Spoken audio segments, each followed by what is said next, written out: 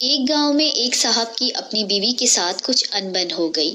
ابھی جھگڑا ختم نہیں ہوا تھا کہ اسی اثناء میں ان کا مہمان آ گیا۔ خاوند نے اسے بیٹھک میں بٹھا دیا اور بیوی سے کہا کہ فلاں رشتہ دار مہمان آیا ہے، اس کے لیے کھانا بناؤ۔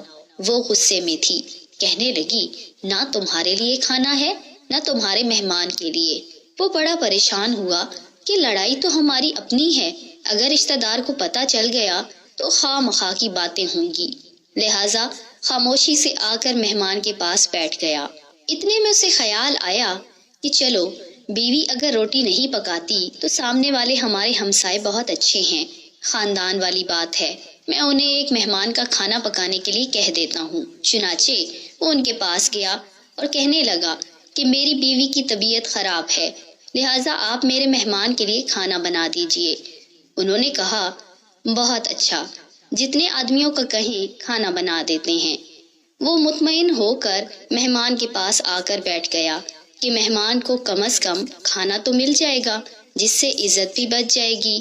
تھوڑی دیر کے بعد مہمان نے کہا ذرا ٹھنڈا پانی تو لا دیجئے۔ وہ اٹھا کہ گھڑے کا ٹھنڈا پانی لاتا ہوں۔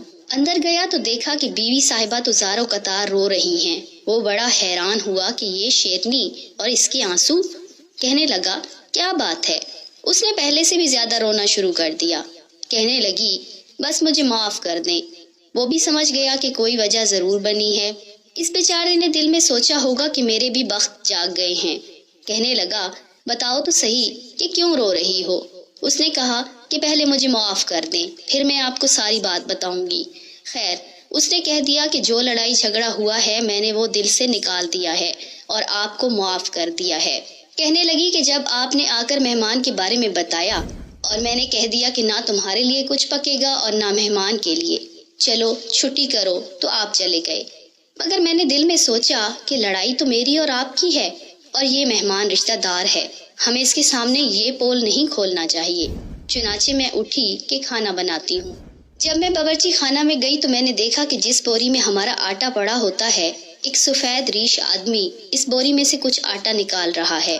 میں یہ منظر دیکھ کر سہم گئی۔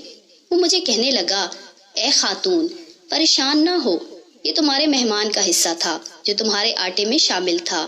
اب چونکہ یہ ہمسائے کے گھر میں پکنا ہے اس لیے وہی آٹا لینے کے لیے آیا ہوں۔ مہمان بعد میں آتا ہے جبکہ اللہ تعالیٰ اس کا رزق پہلے بھیج دیتے ہیں۔